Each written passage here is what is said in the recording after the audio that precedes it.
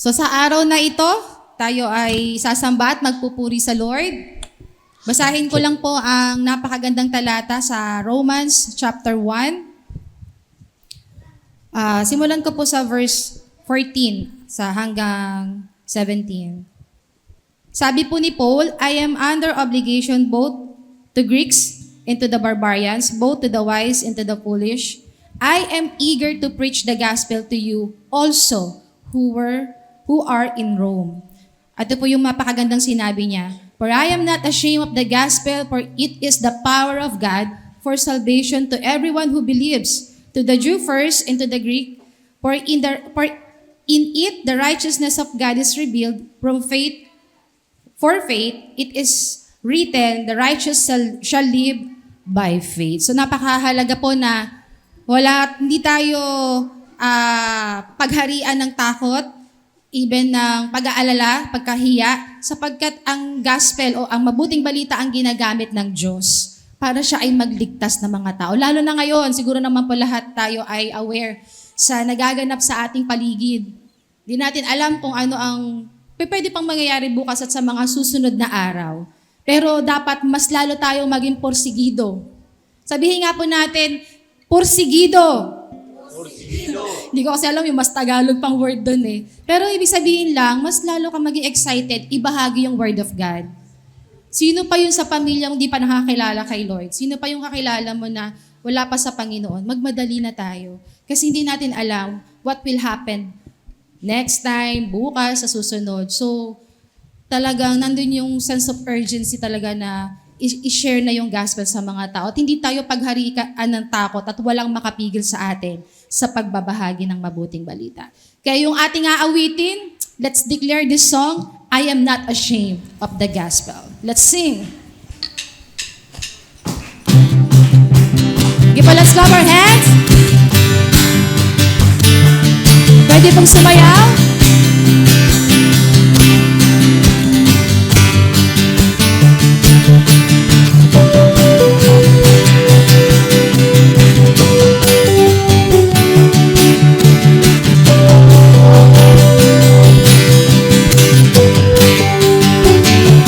Church, let's clap our hands.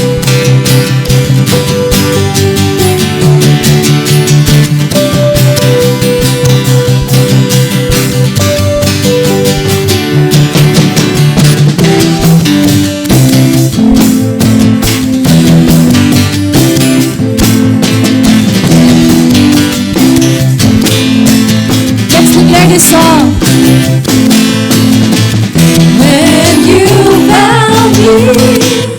My whole world changed. I'm redeemed by your love. Let the earth see. Let the earth see. You are freedom. Turn my darkness to light. Once again, when you found me, Lord. When you found me. Change. I'm redeemed by your love. Let the earth see. Let the earth see. You are freedom. You are freedom. Turn my darkness to light. You welcome me with open arms.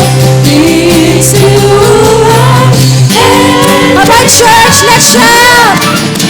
I'm not ashamed of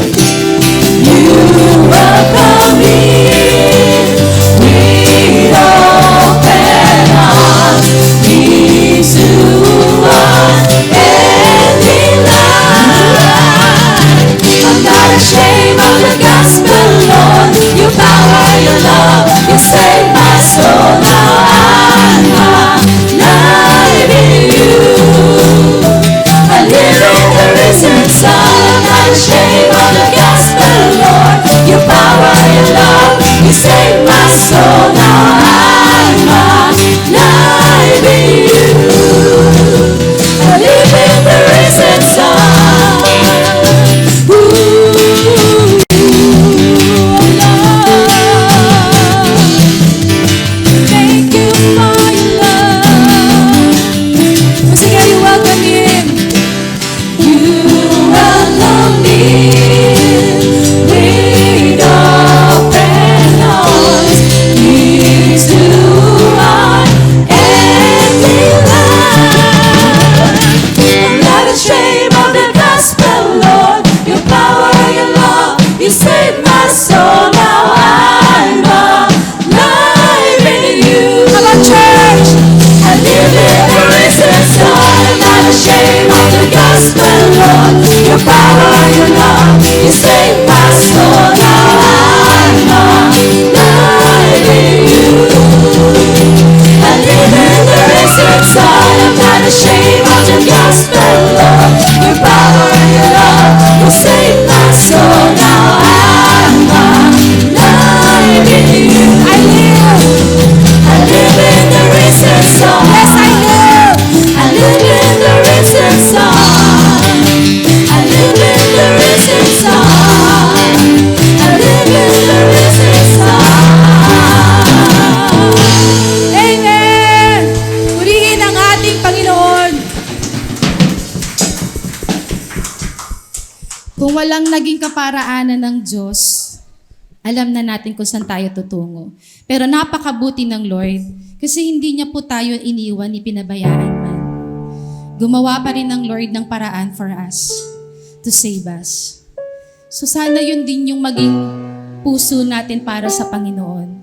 Let's continue to speak the name of our Lord Jesus sa lahat ng tao, sa lahat ng pagkakataon.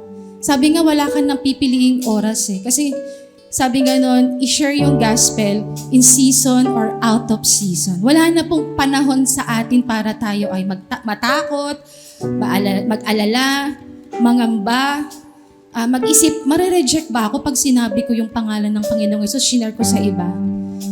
Now is the time. So sana ito yung maging prayer natin as we sing this song. Hipuin talaga ng Lord ang bawat isa. And maging bold enough tayo para patuloy na yung mundo makapakinig ng gospel at maipahayag. Walang iba kundi ang ating Panginoong Hesus.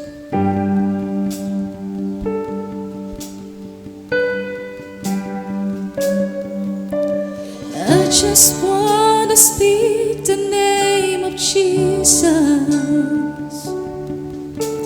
over every heart and every mind. 'Cause I know there is peace within your presence. I speak Jesus.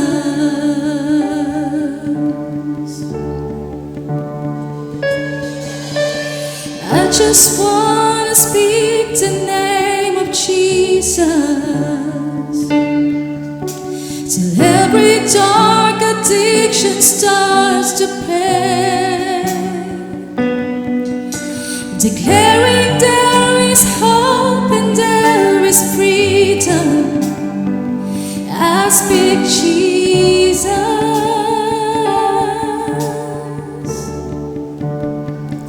Your name is power. Your name is healing. Your name is life. Break every stronghold. Shine through the shadows. Burn like a fire. So I just want to speak the name. I just want to speak the name of Jesus over every heart and every mind. 'Cause I know there is peace within your presence. We speak Jesus. I speak Jesus. Oh, I just want to speak.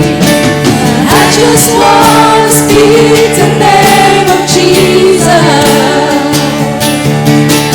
over fear and all anxiety. So every soul captive by depression, I speak Jesus.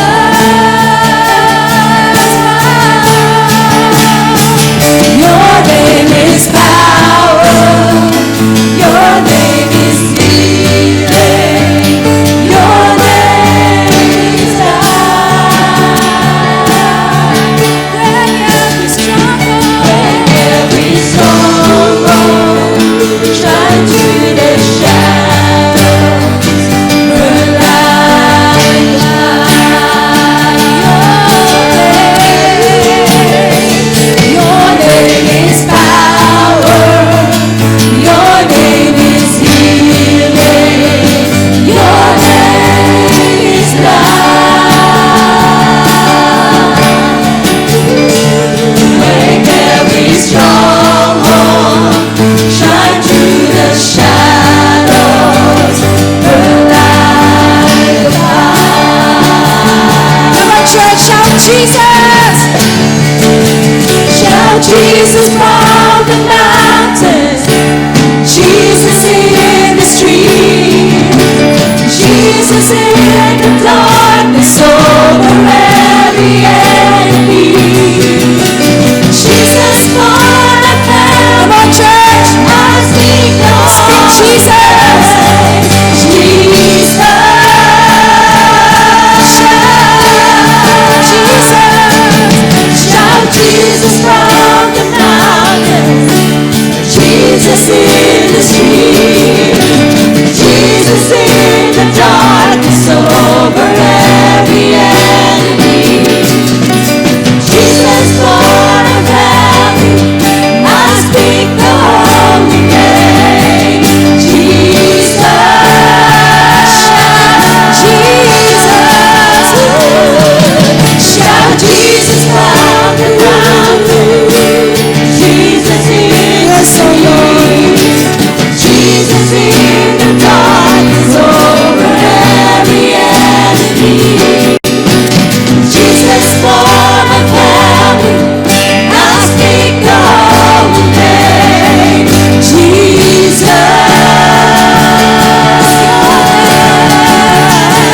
Your name is power. Yes, oh God. Your name is healing. Your name is life. Break every stronghold. Shine through the shadows. Burn like a fire. Your name is power. Your name is healing. Your name is life. Break every stronghold. Shine through the shadows. Burn like a fire. Let's shout Jesus, holding the drums. Come on, church. Shout Jesus from the mountain. Yes, come on, church. Jesus in the street. Jesus in the darkness over every enemy.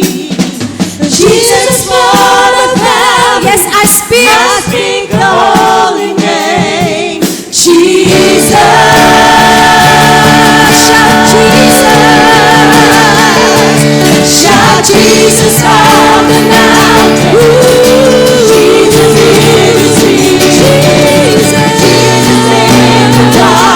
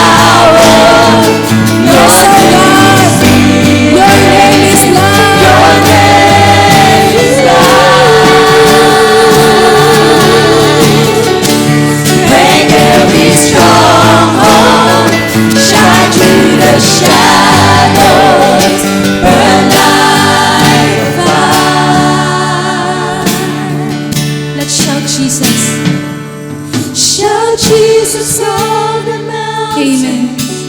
Jesus in the streets, Jesus in the darkness over every enemy. Jesus for my family, I speak the holy name. For the last time, come on church, shout Jesus.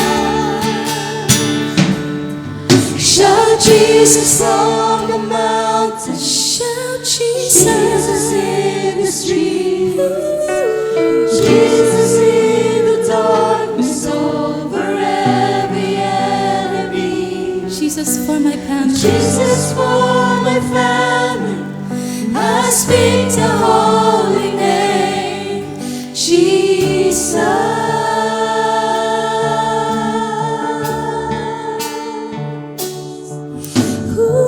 Palakpakan po natin ang ating Panginoon. Siya to give our best God. Come on, church. Sing your praises unto the Lord. Be strengthened by the Lord. Let's continue to shout Jesus over our country, over our family, over our friends, sa lahat ng tao. Oh, shout Jesus.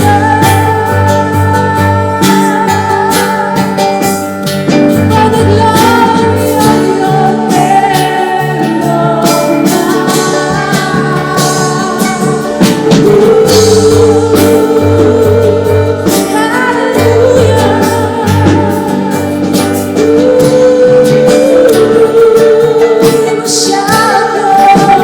name,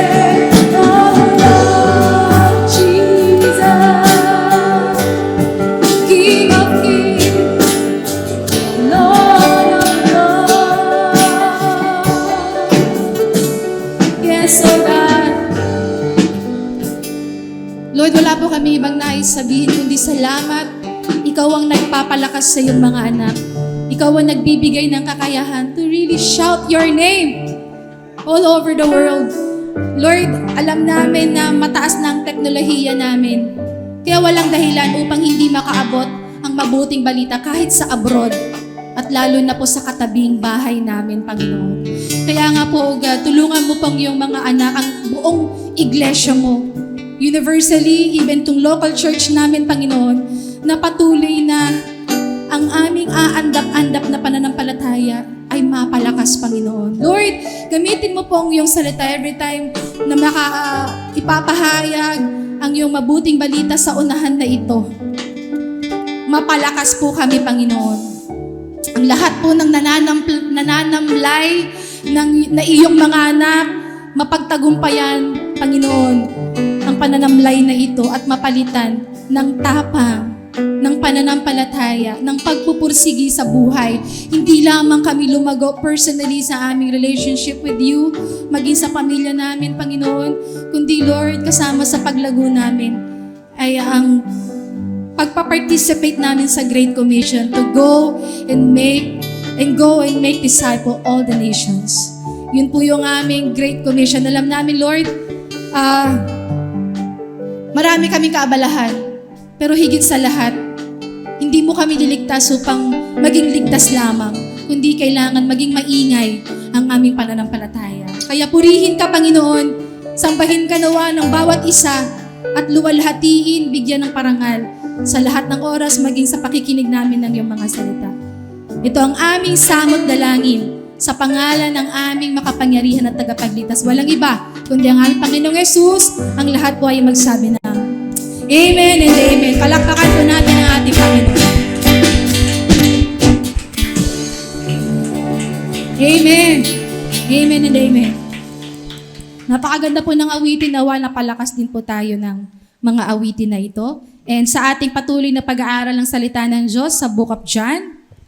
So let's prepare our Bible. Buksan po natin sa John 9, verses 13 to 23. And I will read by 2 verses. Tayo po ay salitan ng pagbabasa. Simulan ko po sa 13 and 14. They brought to the Pharisees the man who had formerly been blind. Now it was a Sabbath day when Jesus made the mud and opened his eyes. Kayo po? So the Pharisees again asked him how he had received his sight, and he said to them, He put mud on my eyes, and I washed, and I see. Some of the Pharisees said, This man is not from God, for he does not keep the Sabbath. But others said, How can a man who is a sinner do such signs? And there was a division among them. Verse 17, so they said again to the blind man, What do you say about him, since he has opened your eyes? He said, He is a prophet. The Jews did not believe that he had been blind and had received his sight until they called the parents of the man who had received his sight. And asked them, Is this your son, who you say was born blind? How then does he now see? His parents answered, We know that this is our son, and that he was born blind. But how he now sees, we do not know, nor we do not know who opened his eyes. Ask him. He is of age. He will speak for himself. His parents said these things because they feared the Jews, for the Jews had already agreed that if anyone should confess Jesus to be Christ, he was to put out of the synagogue. Last verse po, sabay-sabay po tayong lahat. Therefore his parents said, He is of age, ask him. Ang Diyos po ang patuloy na magpala sa pagkabasa ng kanyang banal at buhay na salita. Let's prepare our hearts sa pakikinig po ng salita ng ating Panginoon. A blessed morning to each and every one of you.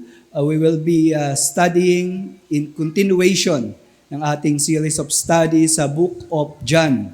So tayo ngayon ay nasa chapter 9 at tingnan po natin yung mga katotohanan mula sa verse 13 hanggang verse 23. Sa kabanata po ng ating pag-aaral sa chapter 8, ipinakilala ng Panginoon na siya ang liwanag ng buhay. At ang sino mang lumalapit sa Kanya, sumasampalataya sa Kanya kailanman, ay hindi nalalakad sa kadiliman. Yan po isang katotohanan na pinahayag ng Panginoon. At ito po ang daladalang mensahe ng mga kabanata na ating pinag-aaralan. So yun po sa chapter 8. Dito sa chapter 9, makikita po natin, Jesus demonstrated that He is really the light of the world. At isang demonstration na siya ay talagang ilaw, ito pong bulag ay nakakita. Isa siyang bulag mula pagkabata, ngunit nakakita. Ang pagkabulag po, halimbawa kung ikaw ay nabubuhay at nagkasakit ka ng panlalabo ng mata hanggang kinauwian ng pagkabulag, na nagagamot pa po yun Nagagawan pa ng paraan. Minsan kulang lang sa mga vitamins. Pero ito pong mula pagkabata, bulag, imposibleng lunasan na po yan. Maliban na lang kung papalitan ng mata. Po? At ito, ang ginawa ng Panginoon, yung bulag na kalagayan, nakakita. Paano nangyari yun? Ang bagay pong ito'y naganap dahil pinapatunayan na ang nagbibigay ng liwanag, nagbibigay ng buhay, nag-aayos ng katayuan ng tao, dumating na. At dito po sa pag-aaral po natin ngayon ay nagpapatuloy po yung tema na ito. Ngunit ito pong tema ng liwanag ay tila baga nagfe-fade, parang nawawala. Kaya nga po, binigyan ko ng titulo itong pag-aaral natin na Twilight, Dawn to Dusk. Ang twilight po ay pag-aagaw ng dilim at liwanag. Ito po'y dawn kapag yung liwanag po ay magtatagumpay. Yung dawn po ay pag-aagaw liwanag sa umaga. Natalam natin, time will come, yung kadiliman ay madadaig. Yung dusk naman, ito po'y takip silim, kung saan yung liwanag ay unti-unting nawawala at nagkakaroon ng kadiliman. At ito po'y tinatawag na twilight, pag-aagaw ng dilim at liwanag. At sa pag-aaral po natin ngayon, as an overview, makikita po natin yung dalawang bagay na yan, o dalawang pangyayari na yan. So yung una, dawn light, verses 13 to 17, dito po makikita natin na yung taong gumaling mula sa pagkabulag ay ini-interrogate, no? Binubusisi ang kanyang naging kalagayan. At ito pong pagbubusisi na to, ang intensyon ay validity of the healer. No? Totoo bang may nagpagaling? Sino ba yung nagpagaling? No? So yung identity ng nagpagaling ay kanilang binubusisi. At ang ikalawang bahagi ay dust light.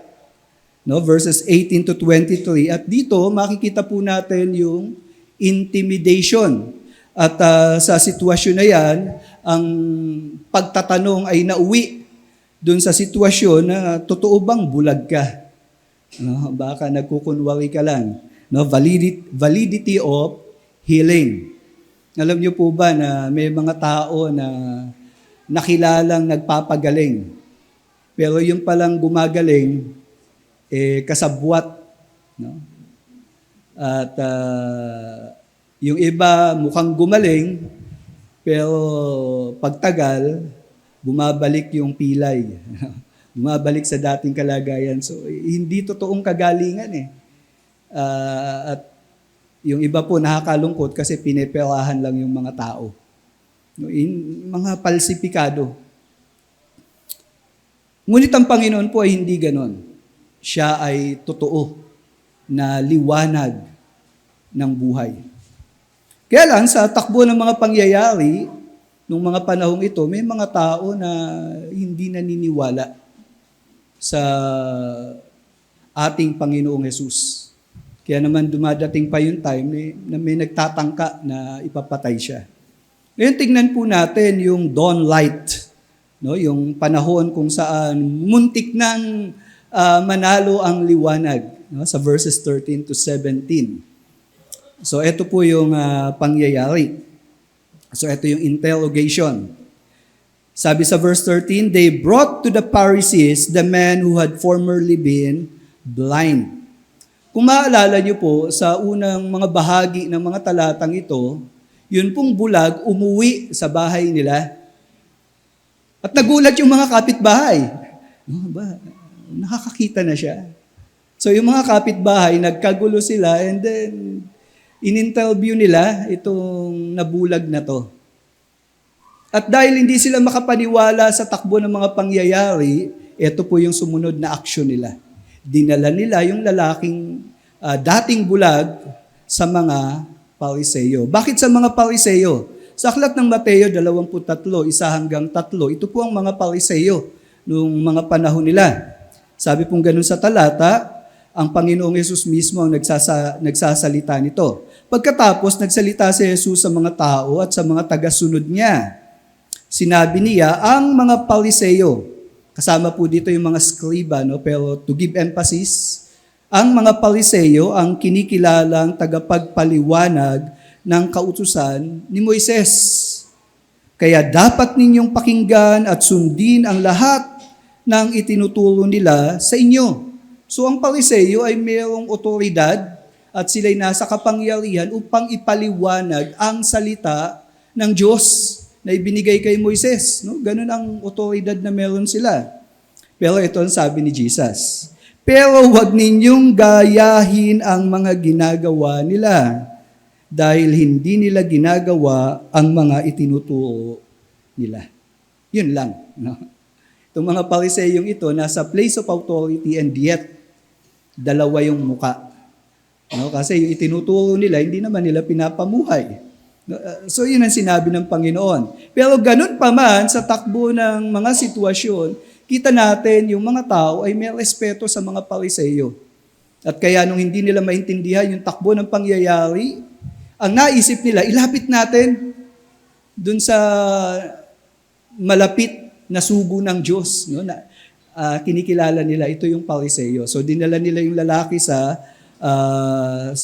mga Pariseyo. And then, ito pa yung background ng mga pangyayari. Sabi sa verse 14, now it was a Sabbath day when Jesus made the mud and opened his eyes. So, inilagay dito, kailan nangyari yung pagpapagaling. At dito sinabi, Sabbath. Sa aklat ng Exodo 28-10, ang Sabbath po ay hindi ordinaryong araw. para sa mga Hudyo. Sabi pong ganon ng Panginoon sa pamamagitan ni Moises, alalahanin mo ang araw ng Sabat upang ingatan itong banal. 6 na araw kang gagawa at iyong gagawin ang lahat ng iyong gawain. Ngunit ang 7 araw ay Sabat sa Panginoon mong Diyos.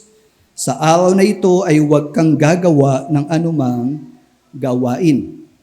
Sa interpretasyon ng mga Hudyo, ang Sabat po sa kalendaryo natin ay Sabado. No? At tuwing Sabado po, ito ay banal na araw sa kanila, kaya ang utos, yung gawain mo para kumita ng pera, tigil mo muna yan.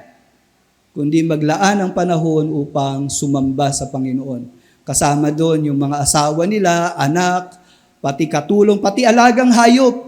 No? Bawal magtrabaho. No? Pahinga. Ngayon po, yung iba wala nang pahinga. No? Pero ito po, ganun ang kultura nila. Sabbath day. So, yung pagpapagaling ng Panginoon ay naganap sa araw ng Sabat. Sa verse 15, sabi pong ganun, so the Pharisees again asked him how he had received his sight. So, at this point of time, yung bulag kaharap na ng mga Phariseo at ini-interrogate na, no? Ini-interview. And he said to them, he put mud on my eyes and I wash and I see. So, briefly, ito yung sagot ng bulag. Ano, paano ka nakakita? Ano sabi ng bulag? Nilagyan niya ng putik yung mata ko. And then, nagugas ako. And then, pagkatapos magugas, ano sabi niya? Nakakita na ako. Ganun kasimple yung report nitong bulag na to. Pero hindi ganun lang ang sinabi nitong bulag na to nung yung mga kapitbahay niya, ang kausap niya, sabi sa aklat ng Juan 11, kita natin dito yung detalye. Sumagot siya, ang taong tinatawag na Jesus ay gumawa ng putik. So dito, sinabi rin nitong pinagaling na bulag kung sino yung nagpagaling sa kanya. At pinahiran ang aking mga mata.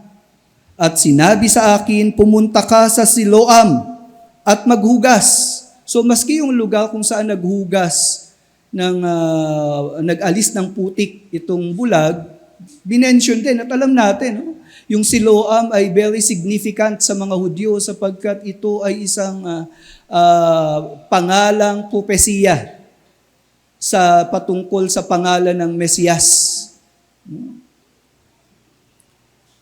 At sabi pa dito sa verse 11 ng kabanatang pinag-aaralan natin, kaya't ako'y umalis at naghugas at nagkaroon ako ng paningin. So detalyado yung sagot nitong nakakita na ito. Ito pong pangyayaring ito ay isang propesiya ng palatandaan ng pagdating ng Panginoon sa kanyang piniling bayan. Sa aklat ng Isaiah, lumang tipan, 6 na po, 1 hanggang 3, ito po yung sabi, bumangon ka, Jerusalem, at magliwanag katulad ng araw, dahil dumating na ang kaligtasan mo. Liliwanagan ka ng kaluwalhatian ng Panginoon. Mababalot ng matinding kadiliman ang mga bansa sa mundo. Pero ikaw ay liliwanagan ng kaluwalhatian ng Panginoon. Lalapit sa iyong liwanag ang mga bansa at ang kanilang mga hari. Makikita po natin dito yung isang propesiya na darating ang panahon dito sa Jerusalem. Kasi nung panahon ni Isaiah, napakadilim ng buhay ng mga Israelita. Kaya nga ito yung panahon na kung saan isinulat din yung lamentation. At talagang dinescribe dun sa Book of Lamentation kung paano nilusob sila ng mga kaaway, pinatay ang mga kalalakihan nila, yung mga kababaihan ni-rape, at yung mga bata gustong kumain, walang makain. Ang tindi, napakasaklap ng naging kalagayan nila. Pero mayroong isang pangako ang Diyos. Darating ang panahon, may liwanag na darating. At ang bilin sa kanila, kapag niliwanagan kayo, dapat kayo ang magbigay ng liwanag sa ibang mga bansa. So, ang mga Israelita po na nakakilala sa Panginoon o nagpakilala ang Panginoon sa kanila, meron silang responsibilidad na yung pagkakilala nila sa Panginoon, ipalaganap nila, ipakalat nila. At ito po ay isang responsibilidad ang mga Israelita ay hindi naging matapat. Sapagkat imbis na ipakilala nila si Yahweh, naging tahimik sila. Parang sa panahon po natin ngayon, kailangan po nating ipakilala sa mga tao na may tagapagligtas. Kahapon po I believe nung Friday, habang kami papunta sa SM, yung kasama po naming nagdadrive, sabi niya, Pastor, ba't ang nakalagay ngayon, Happy Holidays? Of course, maraming holiday na darating, pero alam niyo po ba, na isa sa holiday na tinutukoy ay yung Christmas. Ngayon po, imbis na Merry Christmas, ang nilalagay, Happy Holiday. At dumating din tayo sa henerasyon na maski yung mga Christmas rapper, hindi yung kapanganakan ni Jesus ang nakadrawing sa mga Christmas rapper. Sino nakadrawing? Ang mga tao po, inaalis nila sa sistema ng mundo si Kristo, ang Diyos. Maski ang mga bata, pag namamasko sa inyo, di ba, ang iniisip nila, kaya sila mamamasko sa inyo kasi katulad kayo ni Santa Claus na nagbibigay ng regalo dahil mabait sila. Di ba? Hindi na si Jesus eh. Kaya nga mga kapatid, sa mga panahong ito, kailangan tayong maging tagapagsalita tungkol sa Diyos. Ito po yung henerasyon na halos hindi na kinikilala ang Diyos. Ungodliness. Kaya naman di nakakapagtaka dahil ang tao tumatalikod sa Diyos. Kita niyo po, nagpapaalala ang Diyos sa atin. Na anumang taas, husay ng teknolohiya natin, no match pa rin tayo sa lindol, no match pa rin tayo sa baha, sa ulan. Gaano man katalino ang tao, sa dami man ng mga, kung ano mang ng mga naimbento, pero pag dumating ang lindol, baha, ulan, kailangan nating tumawag sa makapangyarihan sa lahat. Amen. Huwag na nating antayin na maulit ng maulit yung mga trahedyang ito. Tayo po bilang iglesia, tayo po ang propeta sa ating kapanahunan. Ikaw ang propeta sa bahay mo para ipaalala sa mga anak mo na laro lang ng laro ng computer games. Anak, may Diyos. Itong araw na to dapat sumamba tayo. Ikaw bilang namamasukan sa eskwelahan, hanap buhay mo, sa kapitbahay mo, yung mga taong panayan tong-its, punta sa sabong, ginagastusan, lahat ng mga kung ano-ano para lang gumanda ang kutis, maging healthy living, ipaalala mo sa kanila may kaluluwa ka. At yung kaluluwa mo, kung hindi yan kikilala sa Panginoon, yung kaluluwa mong yan, mapapahamak magpasawalang hanggan. Isang biyaya po ang pagdating ng ating Panginoong Yesus. Kaya po sa talata pong ito, makikita natin yung biyaya na dumating na ang Panginoong Yesus. At ito po sa aklat ng Isaiah, yun po ang dahilan kung bakit nagliwanag ang Panginoon upang yung kanyang liwanag ipalaganap ng mga taong dumanas ng kaliwanagan. At sa pagkakataong ito, makikita po natin na itong mga taong ito ay biniyayaan ng pagkakataon na kanilang maranasan ang Panginoong Yesus na nagbibigay ng liwanag. Kaya lang, tignan niyo po yung mga sumunod na pangyayari. Ito po yung kanilang interaction.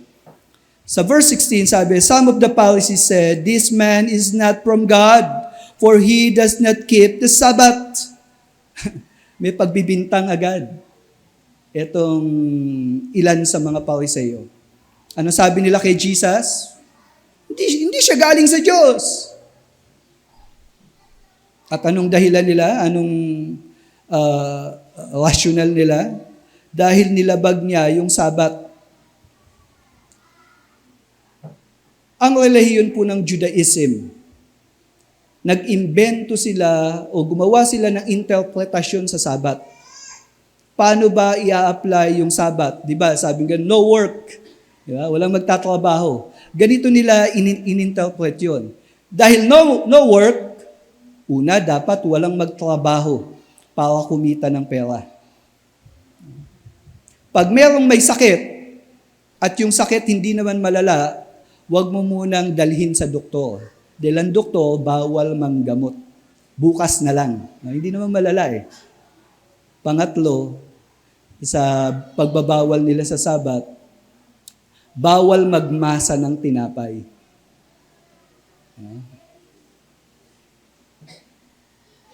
Yung ginawa ni Jesus, pinagbibintangan nila na paglabag. Bakit? Kasi nagpagaling si Jesus.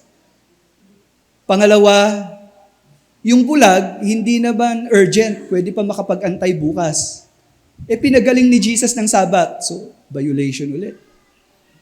At isa pang tinitingnan, nung pinagaling ni Jesus itong bulag, kumuha siya ng lupa, di po ba, binasa niya. Di ba, ginamit nga niya yung laway niya eh. So, yung pagbasa niya paggawa niya ng putik, again, violation. Tignan niyo po yung takbo ng isip ng ibang Pariseo na to. Imbis na matuwa sila, may taong gumaling mula sa pagkabulag. Can you imagine, mula kapanganakan niya, bulag to eh. Tapos nakakita na ngayon, imbis na ipagpasalamat yung mga pangyayari sa Diyos, sinabi pa nila yung mga bagay na to, yung taong nagpagaling, hindi galing sa Diyos. Pero yung sinasabi nila yan, no, yung aligasyon na yan, hindi po ganyan ang tunay na kalagayan ng Panginoong Yesus. Sa Aklat ng Mga Gawa 10:38, tignan niyo po, ito yung sabi. Alam ninyo ang tungkol kay Jesus na taga Nazaret at kung paanong pinili siya ng Diyos at pinuspos ng Espiritu Santo at ng kapangyarihan. Alam din ninyo na pumunta siya sa iba't ibang dako upang gumawa ng kabutihan sa mga tao at pagalingin ang lahat ng pinapahirapan ng dyablo. Tingnan niyo po, nagawa niya ang mga ito sapagkat kasama niya ang Diyos.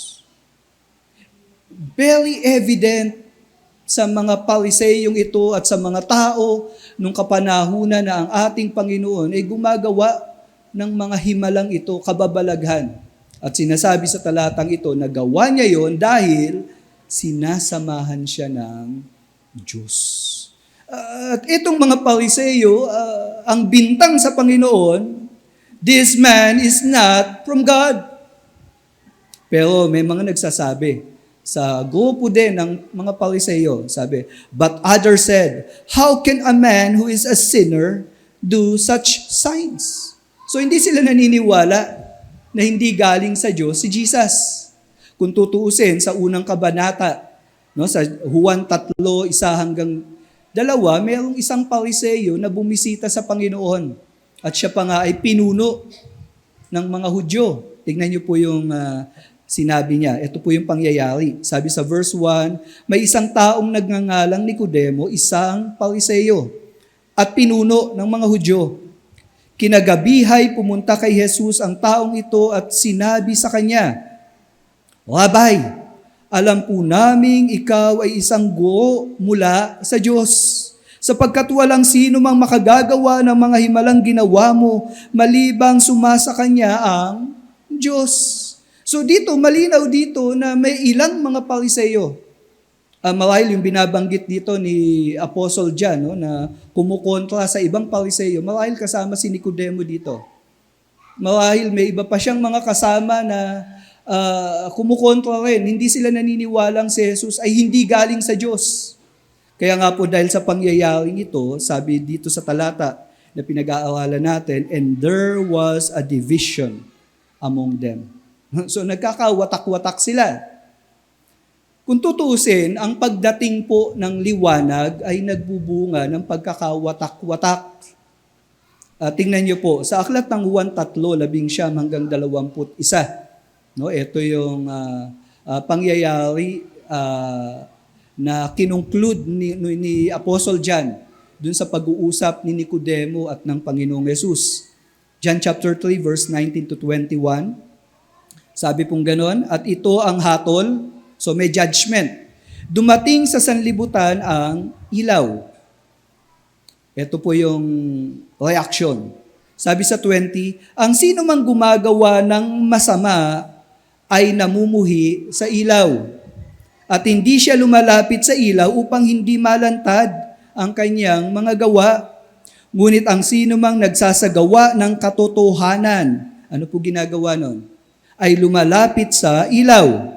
Nang sa gayon ay mahayag na ang ginagawa niya ay naaayon sa Diyos. So kita natin dito na yung pagdating ng liwanag, nahati ang mga tao. Meron kasing mga tao na gustong ipagpatuloy yung kasamaan nila at may mga tao na gustong malaman yung katotohanan. Sa panahon po natin, mayroong investigasyon na ginagawa ang Senado, di po ba? Doon sa mga paano ginagamit ang pananalapi ng bayan. Yung mga taong gumagawa ng masama, ayaw nilang ituloy yung investigasyon na yan. No? Ginagawa nilang sa oswela. Ginugulo nila kasi may itinatago sila. Pero yung mga tao na gusto ng katotohanan, alam po natin, gusto nilang gawin ng may hustisya. May tamang hustisya ang pangyayaring ito. At ganun din po, ang pagdating po ng ating Panginoon, may mga tao na umaamin sa sarili nila, gusto kong malaman yung kalagayan ko sa harapan ng Diyos. Gusto kong malaman yung katotohanan, paano ako magiging maayos. Pero may mga tao, nung dumating si Jesus, oops, ayoko dyan. Kasi ayaw nilang tumigil sa mga pinaggagawa nila. Sa totoo lang, masaya bang magpakasama? Masaya ba na malayo ka sa Diyos? Masaya ba na hindi mo kinikilala ang Diyos? Nakakatakot po yan. Pero may mga tao, dahil mahal na mahal nila yung sarili nila, ang akala nila malaya sila kung lumalayo sila sa Diyos.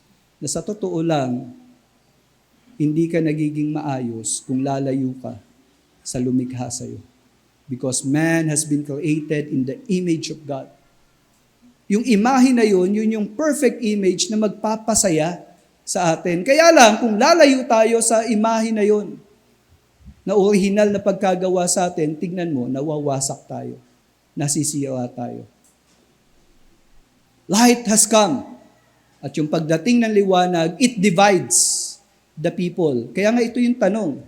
Naririnig mo yung mga katotohanan ito. Gusto mo bang magbagong buhay? Lumapit ka sa liwanag, magpatuloy ka. Malalaman mo ang katotohanan at ang katotohanan ang totoong magpapalaya sa iyo. Pero kung mananatili ka sa dilim, magtatago ka, iiwas ka sa liwanag, I'm telling you, hindi magiging maganda buhay mo. Ang pagdating ng ating Panginoong Yesus ay nag-divide ng mga tao. Pero may mga tao na sumasampalataya. May mga tao na ayaw sumampalataya. Kaya nga sa mga pagkakataong ito, during interrogation, dito sa taong bulag, dahil nahahati yung kanilang opinion. Ito na po yung sunod nilang ginawa. Sa verse 17, so they said again to the blind man. So yung mismong nakaranas nung kagalingan na ang in-interview nila. What do you say about him? Since he has opened your eyes. So, anong sasabihin nitong nakatanggap ng kagalingan? So, ang sabi nila, makasalanan yung tao na yan. Hindi galing sa Diyos yan. No? Yan yung prevailing ng ilan sa mga Pariseo. Ngayon, tinanong tong blind man, tingnan niyo po yung sinabi. He is a prophet. Ito pong pagkakilala sa Panginoon bilang propeta, marami pong nakasaksi sa mga ginawa ng Panginoon na ganyan din ang una nilang pagkakilala sa Panginoon bilang propeta. But we know, Jesus is more than a prophet. Pero maganda ng pasimula ito na kasi tinitingnan nila si Jesus na galing sa Diyos. At siya ay propeta. Ganyan din po ang naging reaksyon nung Samaritan woman. No? Sa John chapter 4 verse 19, sinabi ng babae sa kanya, Ginoo, sa tingin ko'y isa kang propeta. And then sa Juan 6:14, nung yung mga taong pinakain ng Panginoon, no? Nasa 5,000 tao, napakain sila, gamit ang ilang piraso ng tinapay at isda. Ito yung nasabi nila. Nang makita ng mga tao ang himalang ginawa ni Jesus, sinabi nila, ito nga talaga ang propetang darating sa sanlibutan. So nakikita nila na yung pangako ng Diyos na darating na tagapagligtas, na meron siyang gawain ng bilang propeta, dumating na sa kanila. Kaya po itong bulag na to, hindi siya nagkamali. Bagamat kulang pa ang pagkaunawa niya, pero hindi siya nagkamali na si Jesus ay propeta. Pero kung titingnan po natin sa aklat ng Juan 20:31, sino ba talaga si Jesus? Sabi po dito, yung sumulat ng Book of John. Ngunit ang mga ito ay isinulat upang kayo'y sumampalataya na si Jesus ang Kristo, ang anak ng Diyos. At sa pagsampalataya ay magkaroon kayo ng buhay sa kanyang pangalan. Tandaan po natin, walang ibang pwedeng magbigay ng buhay. Lahat ng tao mamamatay. Wala pang nagtagumpay sa kamatayan. Pero ang pagsampalataya sa Panginoong Yesus, ito ay pagtatagumpay sa kamatayan sapagkat siya ay nagbibigay ng buhay. So kung propeta lang ang Panginoong Yesus, hindi niya kayang gawin yon.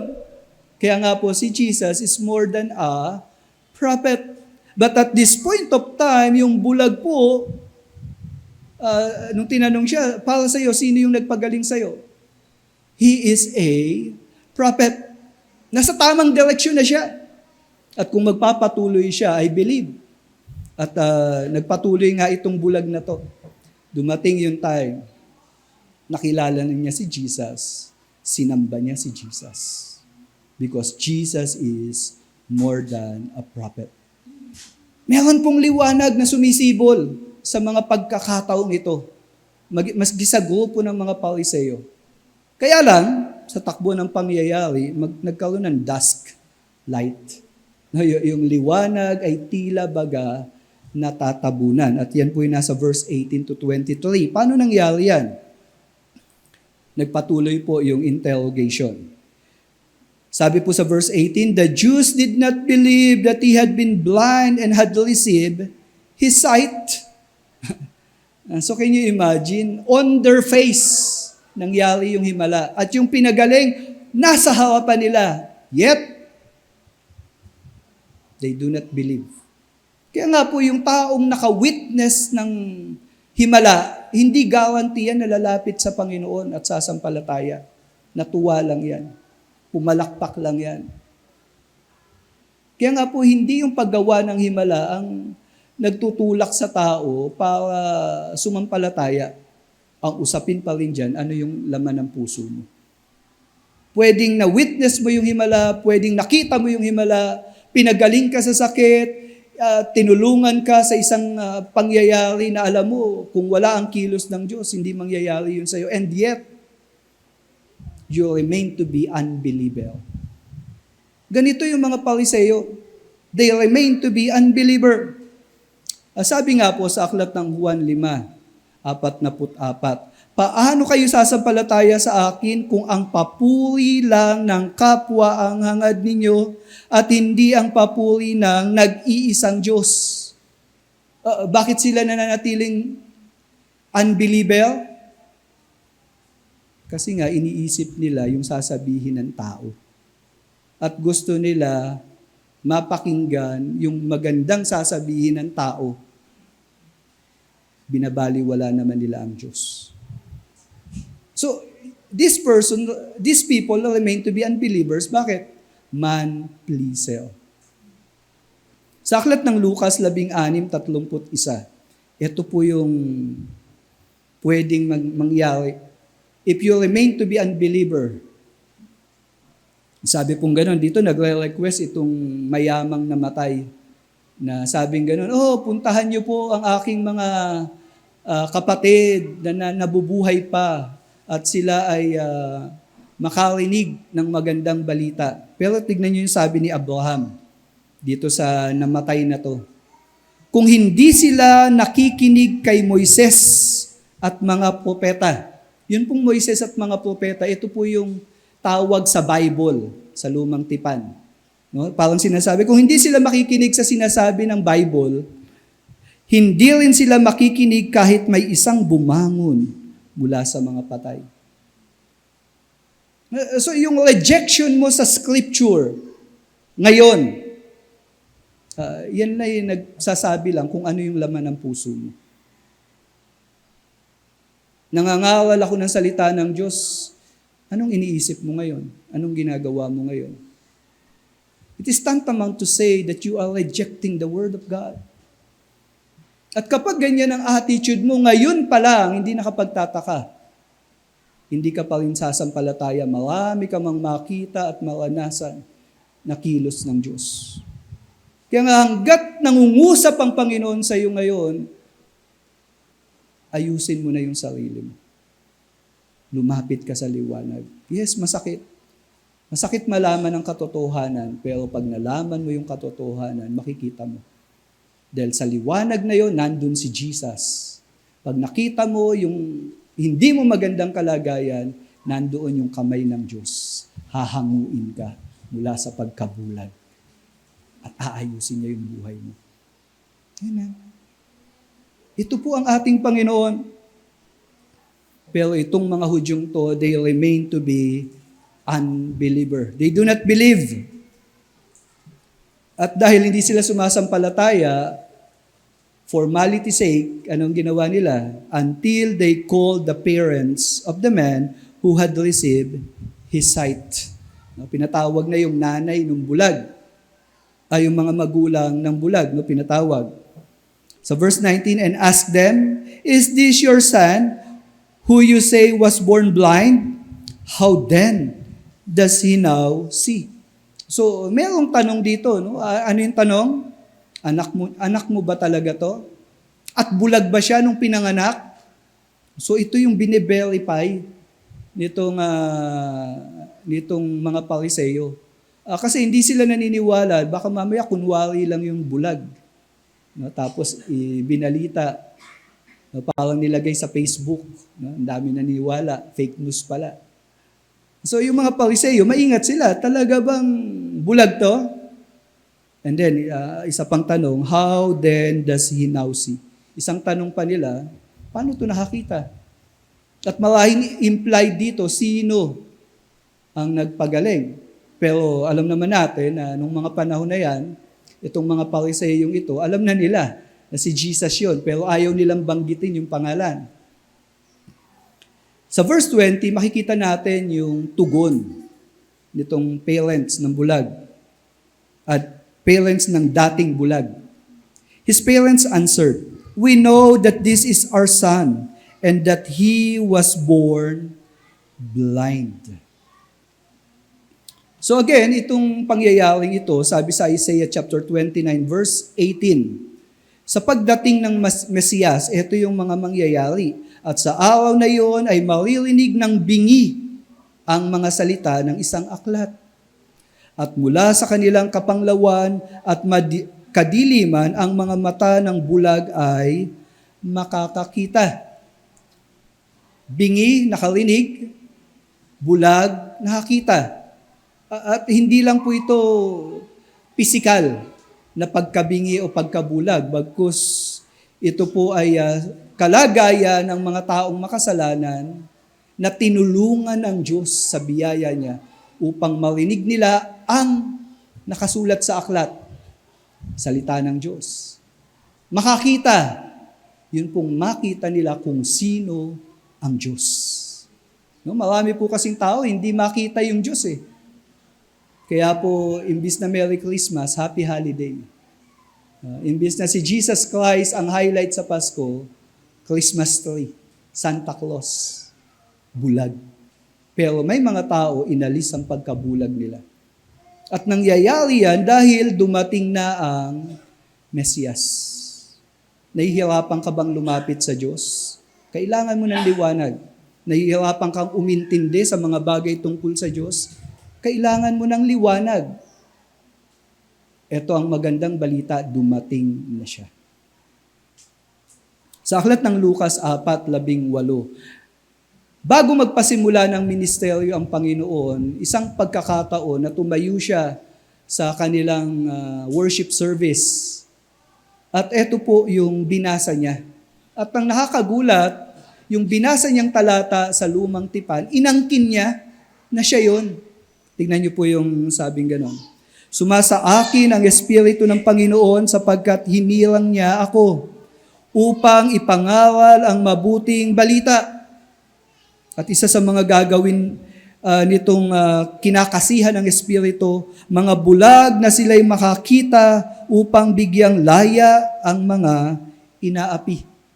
So ang Panginoong Yesus, ito ang naging ministeryo niya nung siya'y nandito sa lupa. Yung mga pagpapagaling niya, yung mga himalang ginawa niya, nangyari yun upang patunayan na dumating na ang Mesiyas. So that was a sign of the Messiah. At dito po itong mga Pariseyong ito, they witnessed the sign of the Messiah. At itong parent na to, sa palagay nyo, hindi ba talaga nila alam kung sino yung nagpagaling sa kanilang anak? Makikita natin sa takbo ng interrogation, mayroong intimidation, pananakot. Sabi pong ganun sa verse 21, but how he now sees, sabi ng mga parents, we do not know. Isipin nyo, anong sabi ng mga parent? Hindi namin alam paano siya nakakita. Isa pa, sabi nila, nor do we know who opened his eyes. Tingnan nyo yung binabanggit nitong mga parent na to. Isipin niyo po ito, kung ikaw yung magulang, ipinanganak yung anak mo, at nalaman mo yung anak mo hindi nakakakita. Anong gagawin mo? Marahil malulungkot ka, di po ba? Anak mo pinanganak siya, hindi nakakakita yung anak ko. Malungkot yan eh. Trahedya yan eh. Lalaki yung anak ko na walang paningin. Nakakatakot yan sa isang magulang. Ngunit isang araw, hindi nga siguro nakapag-aaral ng maayos yun, kaya panglilimos ang ginagawa ng anak nila. Ngunit isang araw, yung anak nila umuwi ng bahay nakakakita. Ano gagawin mo? Di ba? Ikaw ang excited. Sino nagpagaling sa'yo? At marahil itong sinabi nitong bulag na to na pinagaling, narinig din ng magulang eh. Sabi sa Juan 10:10-11, paano kang nakakita? Yun yung tanong ng mga kapitbahay. Sumagot siya, ang lalaking tinatawag na Jesus ay gumawa ng putik at ipinahid yon sa aking mata at nakakita na ako. So itong mga talatang ito ay nagpapaunawa sa atin na itong mga magulang, malaki ang posibilidad. At pwedeng hindi tayo magkamali na alam nila talaga kung sino yung nagpagaling sa kanilang anak. Kasi bilang magulang, di ba, yun ang unang uusasain mo eh. At bago sabihin sa kapitbahay, pwedeng ikaw muna nalaman mo yon. Pero, tignan nyo, nung tinatanong sila ng mga Pariseo, anong sagot nila? Hindi namin alam. Paano siya nakakita? Hindi namin kilala. Dinideny nila. Bakit kaya? Mamaya po sagutin natin yan. Kaya tingnan nyo yung sagot nitong mga magulang. Ask him, he is of age, he will speak for himself. Naglalaro po ako dati ng barahay. Tawag dito, iwas pusoy. Playing safe. Sabi ng mga magulang? Tanungin nyo siya, matanda na yan. Ayaw nilang sa bibig mismo nila manggaling. Sa aklat ng Marcos 8:38, ito po yung paalala sa atin. Kapag ikinahiya ninyo ako at ang aking mga salita sa harap ng mga taksil at makasalanang mga tao sa panahong ito, ikahihiya rin kayo ng anak ng tao pagparito niya. Ito po yung second coming. Or, pag kinuha na tayo ni Lord, sabi dito, kung ikakahiya ang Panginoon at ang kanyang salita, pag humawap ka kay Jesus, ikakahiya ka rin niya. Sa aklat ng Pahayag 21:8, pero nakakatakot ang sasapiti ng mga duwag, mga ayaw sumampalataya sa akin. Itatapon sila sa nagliliyab na lawang apoy at asupre na siyang ikalawang kamatayan. Duwag. Sino po yung duwag na tinutukoy? Ito yung mga tao na may pagkakataon sila o nagkaroon sila ng pagkakataon ng ipinakilala sa kanila si Jesus. Marahil nung nakikinig sila ng pangangaral kay Jesus, pumapalakpak pa yan, tumatalon-talon, Hallelujah! Praise the Lord! Pero nung tinanong siya ng barkada niya, born again ka na ba? Ba? Hindi Sila lang yun. Nahihiya ka. Ang taong ikinahihiya si Jesus, isa lang ibig sabihin, hindi pa siya nakaranas ng kaligtasan ng Panginoon. Kaya dito yung mga duwag, malagim ang kasasapitan nila. Bakit? Kasi itong mga duwag na to, hindi pa talaga sumampalataya sa Panginoon. Kaya po itong mga magulang ng lalaking pinagaling sa pagkabulag, hindi pa talaga totoong sumasampalataya. Bagamat anak mismo nila, yung pinagaling ng Panginoon. Kaya nga po minsan, yung mga magulang, pag nilapitan, may sinisharean ako dati. No? Sabi ko, kailangan po natin ng Panginoon. Kailangan nyo pong lumapit sa Panginoon, kilalanin siya bilang Panginoon na tagapagligtas. Alam niyo, ang sagot ng magulang na yun, yung anak ko naman masipag Nasa church nga Tandaan po natin, hindi guarantee na nasa tamang pananampalataya yung anak mo. Hindi guarantee yun na ikaw din ililigtas ng Panginoon. Kasi kung ikaw hanggang ngayon tumatanggi ka sa Panginoon, isa lang ibig sabihin yan. Kung hanggang ngayon kinakahiya mo si Jesus, yun bang pag-a-attend ka sa church tuwing Sunday, nagtatago ka sa kapitbahay mo, baka malaman nilang born again ako. Alam mo, pagka ganyan, something is wrong. Hindi mo kayang ipaglaban yung posisyon mo sa pananampalataya, something is wrong. Kaya ito po yung mga magulang, umiiwas. Ayaw nilang sabihin na si Jesus, narinig nila si Jesus nagpagaling, yun ang kwento nitong bulag na to dating bulag. Pero nung tinatanong sila, sinong nagpagaling? Tanungin niyo siya. Dito po sa bahaging ito, ipinaalam sa atin ni Apostle John, yung sumulat nito, anong dahilan? Bakit takot itong mga magulang? Mamaya po, basahin natin yun. Sabi sa verse 22, His parents said these things because they feared the Jews. Sa John chapter 7, verse 12 to 13, ito na po yung sitwasyon. Maraming bulong-bulungan ang mga tao tungkol kay Jesus. May nagsasabi, mabuti siyang tao. Sabi naman ng iba, hindi, niloloko lang niya ang mga tao. Pero walang nagsasalita tungkol sa kanya ng hayagan dahil sa takot sa mga pinuno ng mga Hudyo. So may pananakot na ang mga Hudyo nung mga panahon na to patungkol sa pagkilala kay Jesus. Kaya naman itong parents nitong dating bulag, natatakot din sila sa mga Hudyo. Tuloy pa po natin. Sabi, ito yung dahilan. For the Jews had already agreed. So ito ay isang napagkasunduan ng grupo ng matataas na tao sa relihiyon ng Judaism. Nagkasundo sila that if anyone should confess Jesus to be Christ, he was to be put out of the synagogue. Ang synagogue ay lugar ng panambahan. At hindi lang siya basta lugar, kundi komunidad siya ng mga tao na sumasamba sa Diyos.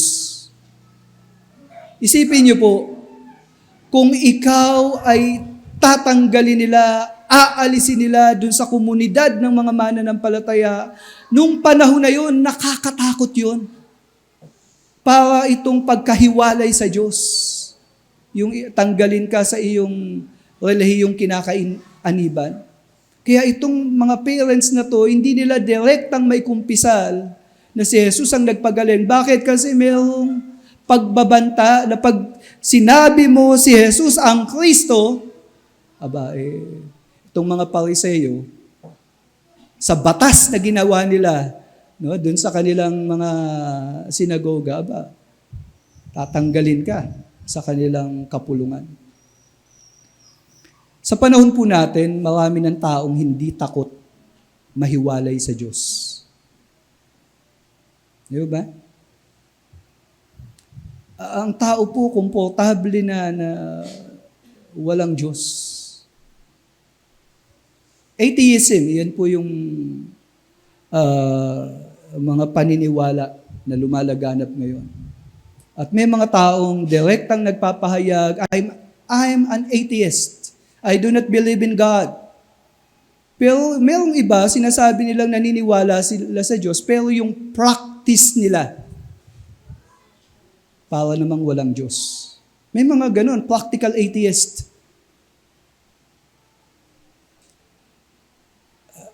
Mag-observe po kayo sa paligid natin. Ang araw ng pagsamba, mahalaga pa ba sa atin?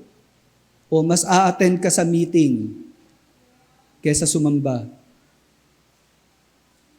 O pagka may project kayo ng araw ng pagsamba, isi-set aside mo yung pagsamba kasi kailangan pumasa ako sa tumaas ang grade ko sa school. Yung iba, inuuna yung labada. Hindi ako makaka-attend. Bakit? Dami ko lalaban eh. Mahalaga pa ba ang Diyos? Kaya po nakakatakot yung panahon natin. Pero sa panahon ng ungodliness, anong bilin sa atin? Tayo na sumasampalataya, dapat magsalita tayo. Hindi tayo dapat maging tahimik. Dahil ang tao na mamamatay nang hindi kumikilala sa Diyos, for all eternity, that person will suffer. Nakakatakot po yan. Kaya po, hindi nakapagtataka na itong mga magulang na to, dahil ang tingin nila sa Judaism, ito yung naglalapit sa kanila sa totoong Diyos. Kaya ayaw nilang ma-excommunicate, ayaw nilang matanggal sa grupo, sa sinagoga ng pananampalatayang Judaism. Kaya natatakot sila na ikumpisal si Jesus na Panginoon. Pero sa totoo lang, di ba, nakikita naman natin itong mga Pariseyo na to, minamanipulate nila yung mga tao para sumunod sa gusto nila. At marami pong mga relihiyon ngayon na nagkalat. Relihiyon na ginawa ng tao. Na hindi na sa Diyos nakikinig. Hindi na ang totoong Diyos ang nangunguna sa kanila.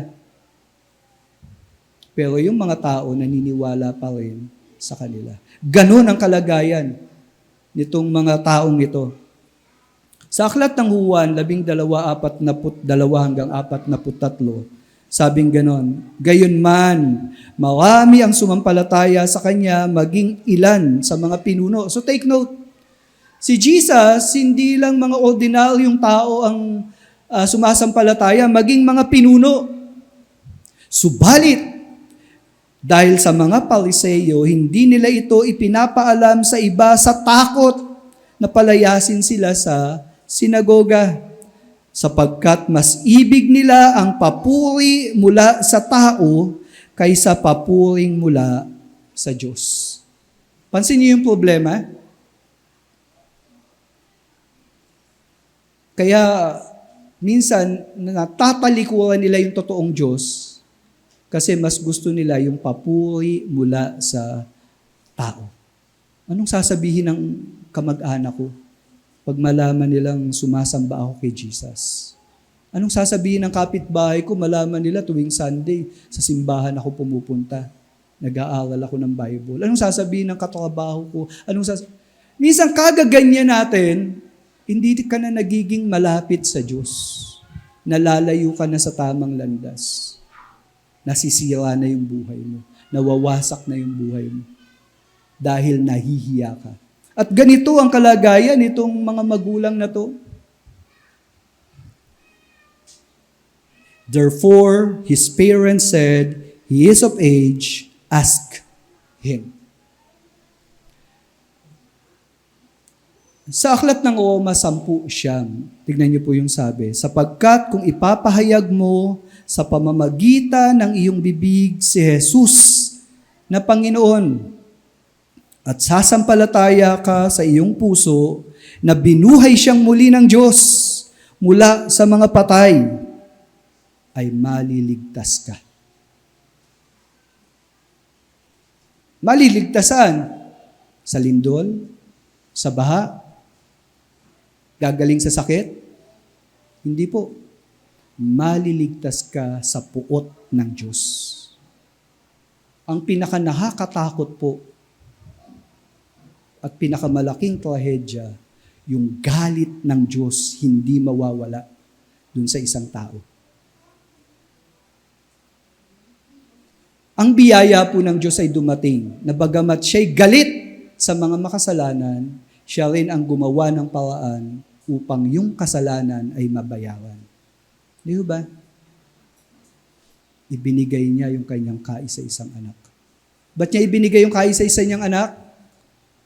Upang ang sino mang sumampalataya ay huwag mapahamak, kundi magkaroon ng buhay na walang hanggan.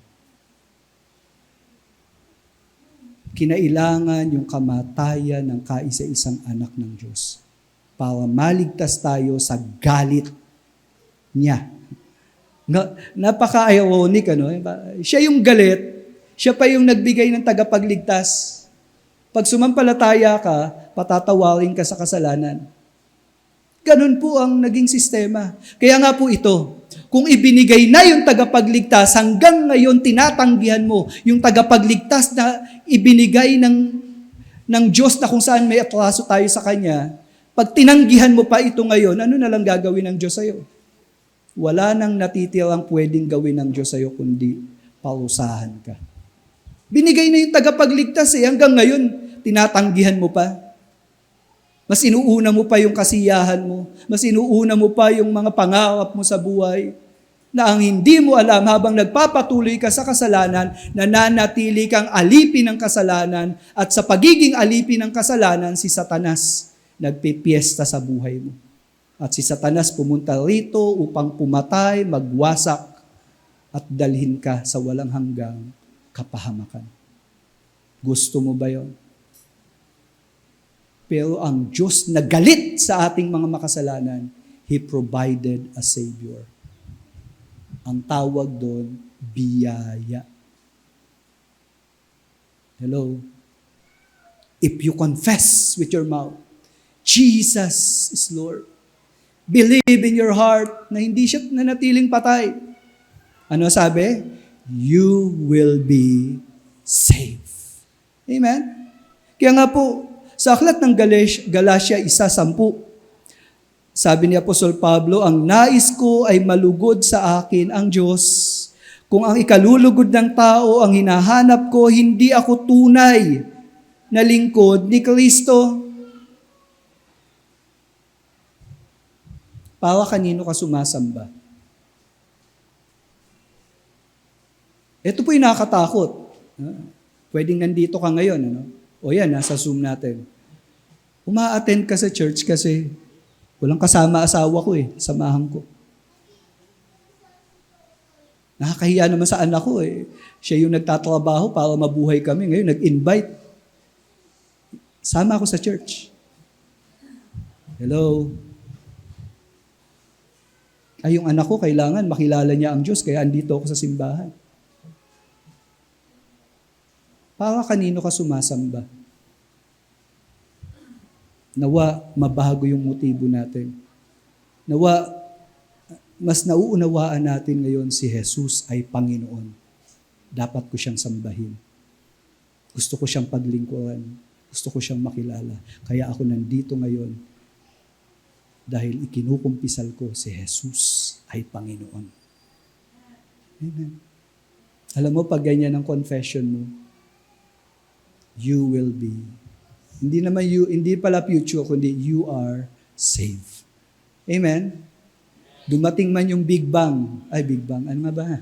Hindi pala Big Bang. The Big One. Iba pala yung Big Bang. Evolution pala yun. Ay, hindi, ano po, paputok ata yun, Big Bang. Hindi. Alam niyo po, yung kidding aside, yung Big One po, hindi usapin na dadating ba siya o hindi. Sabing gano'n ng maraming pag-aaral,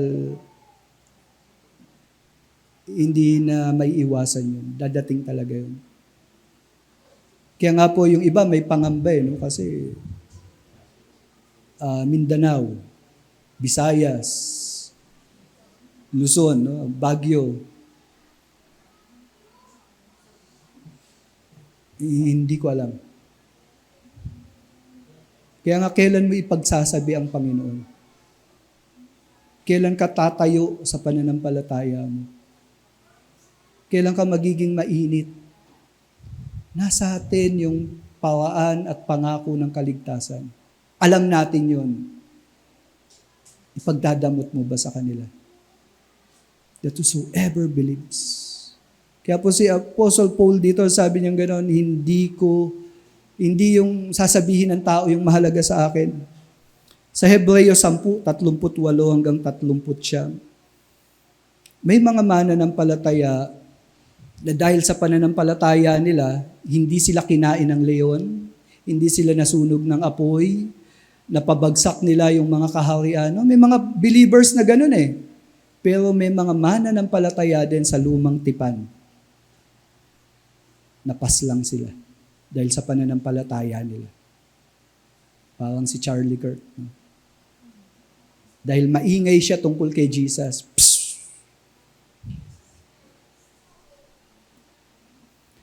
Ang tunay na mananampalataya, sabing ganun dito, ngunit ang aking lingkod na matuwid ay mabubuhay sa pananampalataya. Kung siya'y tumalikod, hindi malulugod sa kanya ang aking kaluluwa. Ngunit hindi tayo kabilang sa mga tumatalikod at napapahamak. Gusto kong iwan yung mensahe na to. Tulad ka ba nung lalaking pinagaling na bulag? Nanindigan siya He's a prophet. O ikaw yung tulad ng mga magulang nitong bulag. Dahil sa takot mo, tumitiklop ka. Pero alam niyo po, yung naninindigan sa katotohanan, maski ano mangyari, ito yung totoong iniligtas ng Diyos. Amen? So, kung nandun ka sa kalagayan na para bang tumitiklop ka, pagka nape-pressure ka, habang buhay ka pa, evaluate mo yung sarili mo sa harapan ng Diyos. Baka hindi totoo yung faith mo. Naaaliw ka pa sa mga pornographic materials. Pag kinawayan ka sa inuman, hindi ka makatigil, hindi ka makapagpigil. Sinisira mo yung katawan mo sa pamamagitan ng bisyo. Mahal ka ng Diyos, kaya mo naririnig to. Kaya lang hindi mo kayang baguhin yung sarili mo. Pero dahil naririnig mo to, I believe tinatawag ka ng Diyos para lumapit sa Kanya. Dahil babaguhin ka niya. Just believe. Amen. So sa pag-aaral po natin ngayon, napakahalaga ng mga katotohanan ito. So ito po yung pinag-aralan natin sa summary. So don't light, nagkaroon ng interrogation. Anong purpose ng interrogation? Validity of the healer. Totoo ba yung nagpapagaling? May accusation sila tungkol kay Jesus. Sabi nga Jesus is not from God. He is a sinner. No? Yun akusasyon nila eh.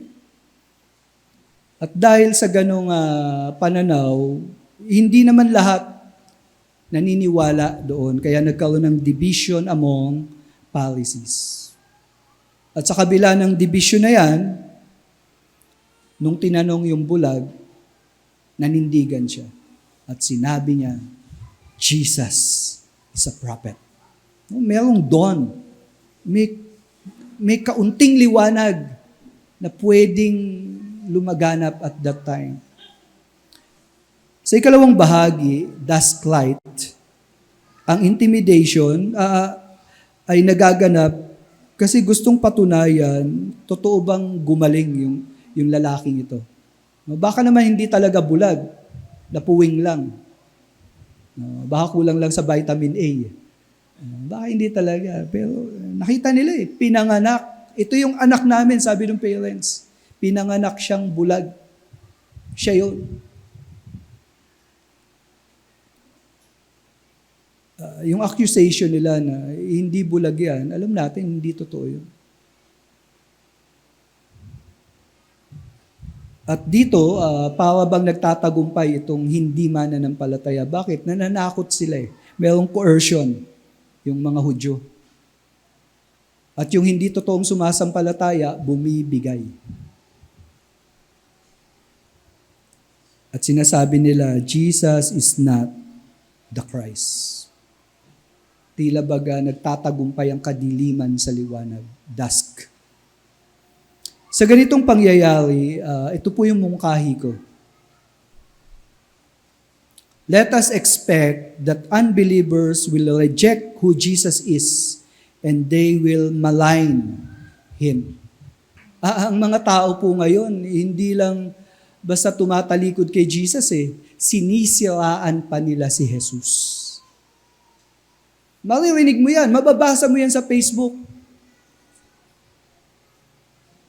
Ipinapantay nila si Jesus kay Muhammad. Ipinapantay nila si Jesus sa mga kung sino-sino lang ng mga propeta. At yung iba nga po, hindi talaga naniniwala kay Jesus. At naririnig natin yan. Nakikita natin yan. Sa harapan natin, ginagawa yan ng maraming mga tao. Kaya nga po, isa pang mungkahi ko, let us grow in our faith in Christ that we may not be manipulated in our confession. Ang sikreto lang, maglaan ka ng panahon para lumago sa pananampalataya. Sinisikap ko po na maging malinaw ang mensahe ng salita ng Diyos dahil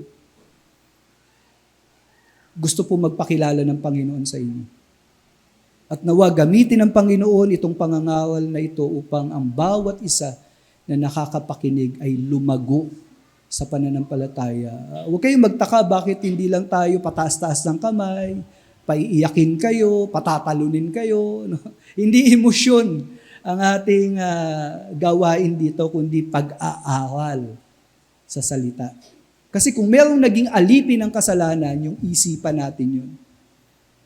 Kaya para mabasag yung maling kaisipan kailangang turuan ng katotohanan. Amen? Kaya may mga pag-aawal. At kailangan natin mag-awal. Kasi ito ang magdadala sa atin sa paglago sa pananampalataya. Faith comes by hearing and hearing the word of Jesus. Kaya po marami tayong panahong nakikinig. Pansin niyo po ba, maski yung sa opening natin, parang preaching na. May summary application challenge. Yung nagpapakanta, minsan talagang ganun din. Eh, no? Kasi po yung Word of God, sineselebrate po natin dito. Dahil sa Word of God, nandun si Jesus. Amen? Sa dusk light, let us expect that the enemy of our faith promotes fear to intimidate people. Nananakot sila. Hello? Iiwan na kita pag hindi ka, tatanggalin kita sa trabaho. Hindi ka nasasama sa amin. Intimidation eh. Magpapatakot ka ba? Sila nga yung mali. Sila nga yung bulag. Sila nga yung nasa dilim. Let us hold firmly on our confession that we may not be intimidated. Kung sigurado ka sa faith na meron tayo ngayon, hindi ka matatakot sa kanila. Sila nga ang dapat matakot. Dahil ang Diyos na pinananampalatayanan natin, siya ang may hawak sa langit at lahat ng kaganapan dito sa lupa. Amen. Siya yung totoo eh. Kung ikaw nasa katotohanan na at natatakot ka pa sa kanila, ibig sabihin nun, hindi mo pa kilala yung totoong Diyos. Hindi mo pa kilala yung totoong Panginoon na kinikilala natin. Grow. Kaya nga po as a challenge, ito po yung hamon ko sa mga pagtitipon po natin ngayon. Share what are the false accusations you heard about our Lord Jesus Christ and how did you handle it. Ang sarap pag-usapan yan. I believe marami tayong nakaririnig ng mga maling akusasyon tungkol kay Jesus. And then share what have you learned in that encounter. Alam niyo po, minsan pinapahintulo talaga ng Diyos yan eh. Yung kausap mo, baliktad yung paniniwala. Anong natutunan mo doon? At isa pa po na magandang pag-usapan natin, share an experience on how unbelievers intimidates you in your faith that almost made you backslide. Alam niyo, minsan ganyan, di po ba? Yung nakakatakot naman talaga sila eh. Minsan, para bang gusto mo na iwan si Lord eh. Ano yun? Share your advice to the group if ever they experience such intimidation. Ang ganda pag-usapan po natin yan. So tandaan po natin, sa pananampalataya natin, yes, dumating yung liwanag, pero twilight. Naglalaban yung liwanag at dilim. Dawn, mas malamang na magiging maliwanag. Dusk, mas malamang na pwedeng dumilim. Nasaan ka dito? Twilight. Pwede po bang tumayo tayong lahat? And then, yung natutunan natin ngayon, paano ka tutugon sa Panginoon ngayon? Andito po ang Panginoon. Habang umaawi tayo, kinakausap na tayo ng Panginoon, kanina pa eh. Anong sasabihin mo kay Lord ngayon? Yes, the Lord is here.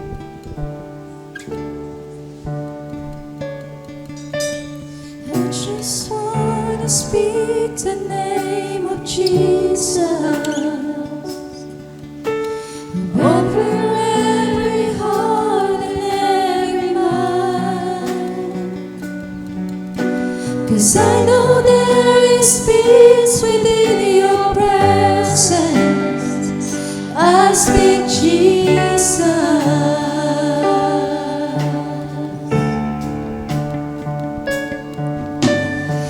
just want to speak the name of Jesus till every dark addiction starts to break, declaring there is hope and there is freedom. I speak Jesus.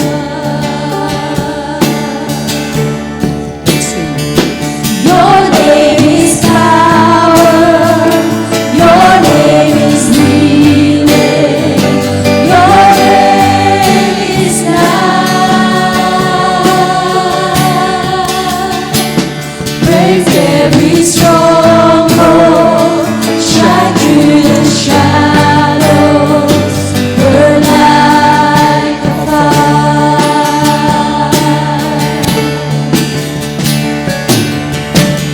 I just want to speak the name of Jesus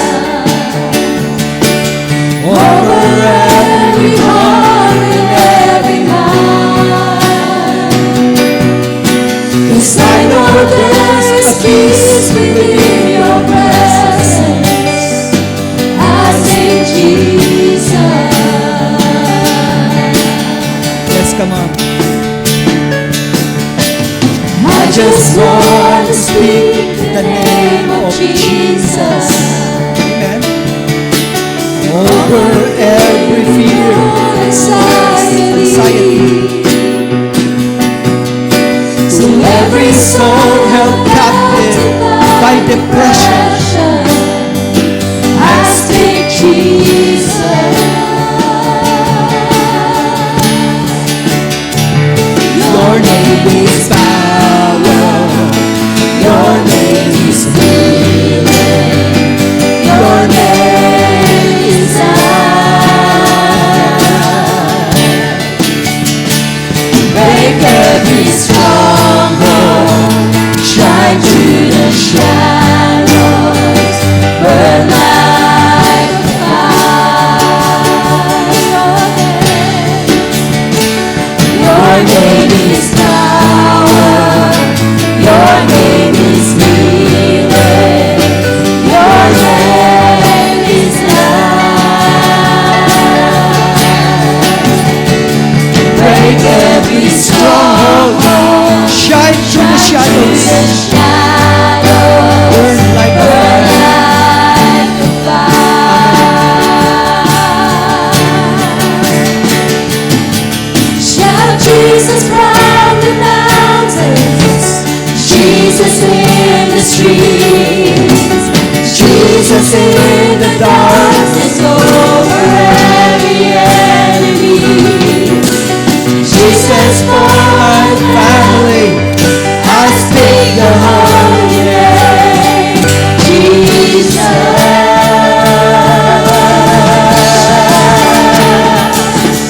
Shout Jesus from the mountains, Jesus in the streets, Jesus in the darkness over every enemy, Jesus for my family.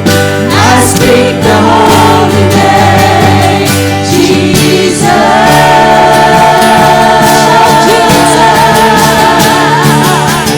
Shout Jesus from the mountains, Jesus in the streets, Jesus in the darkness over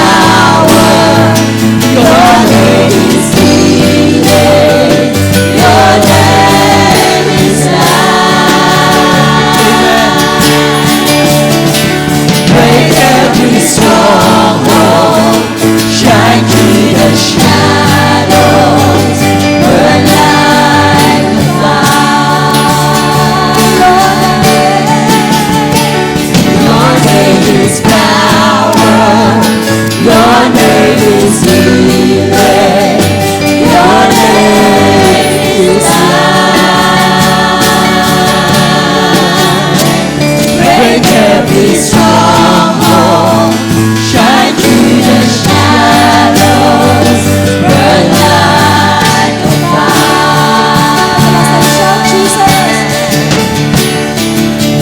Shout Jesus from the mountains, Jesus in the streets, Jesus in the darkness over every enemy. Jesus for my family, I speak the holy name, Jesus.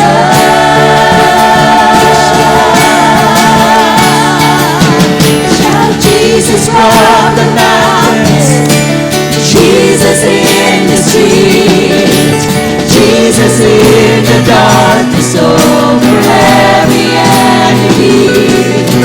Jesus for the valley, I speak the holy name, Jesus.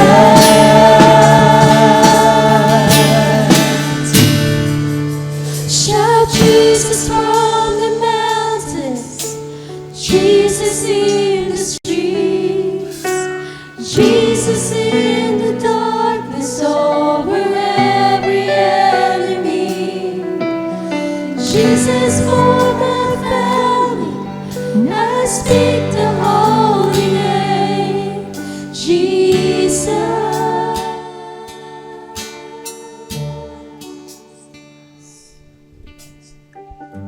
In your name there is power. In your name there is light. In your name there is light. Mga kapatid, bago tayo lumabas sa lugar na to, can you just pray sa inyong family? Come on, just pray for your families.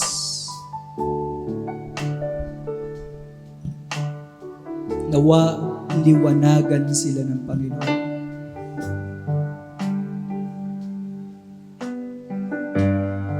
Yes, come on. Yung mga ugali nila na hindi magaganda, nasasaktan tayo, kasi nasa kadiliman po sila. Nasa dilim sila eh. Hanggat hindi sila naliliwanagan, akala nila tama lang yung ginagawa nila. Yung paglayo nila sa Panginoon, akala nila they can live without God. Ganyan ang pinopromote ng makasalanan at hindi maka-Diyos na henerasyon natin. Pero alam natin, nandito tayo, sinasamahan tayo ng Panginoon. Yes, come on, just pray Jesus for your family. Shout Jesus in the mountain, in the streets. At huwag tayo maging tahimik kung saan tayo ngayon. Walang ibang magsasalita at magpapaalala sa kanila tungkol sa Panginoon. Nagkasala tayo sa Diyos.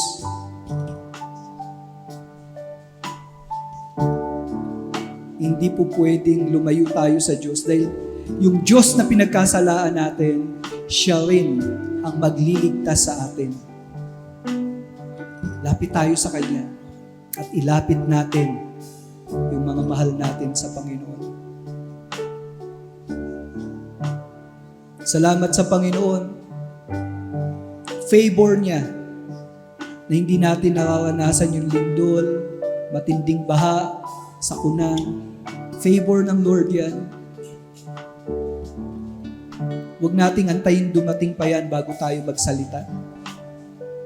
Ito yung tamang panahon na tumayo tayo sa tama. Magulo na yung paligid natin sa gobyerno. Hindi na makita yung liwanag. Kaya nga po mga kapatid, hindi tayo pwede maging tahimik dahil may pag-asa na pinadala ang Diyos. May kaligtasan. Again, I'm telling to each and every one of you, the most tragic thing to happen on mankind is that his soul will perish for all eternity. Yan yung pinakamatinding trahedya. We have a Savior. We have the Savior. The light has come.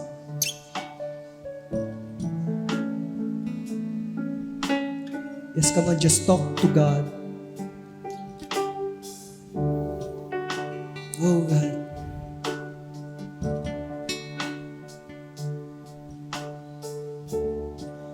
Bago tayo lumabas sa lugar na to, I would like to declare ang pagpapala ng Panginoon.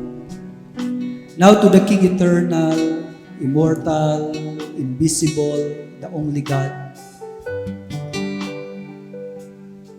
May the light of our Lord Jesus Christ come upon each and every one of you. May the Lord bless you and keep you. And may the face of the Lord shine upon you. And may the gracious hand of our God be upon you. In the name of the Father, of the Son, and of the Holy Spirit, everybody says and agree. Amen.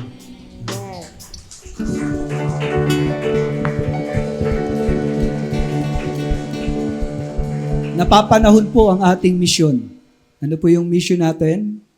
Our mission is to glorify God by proclaiming the gospel until we all attain the whole measure of the fullness of Christ. Sa madaling salita, ano po yung slogan natin? Sharing Christ, changing lives. Sabihin niyo po sa katabi niyo, sharing Christ. Sige po. Sharing Christ, changing Sa lives. Tagalog po, ibahagi si Kristo na kapagbabago ng buhay. Amen. Again, round of applause. A blessed day sa bawat isa.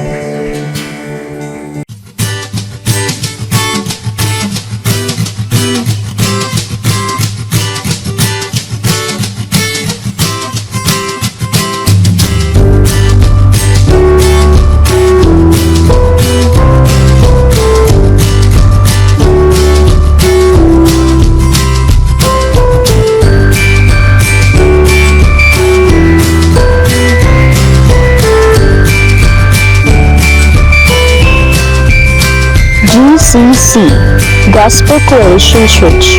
Our mission is to glorify God by proclaiming the gospel until we all attain the whole measure of the fullness of Christ.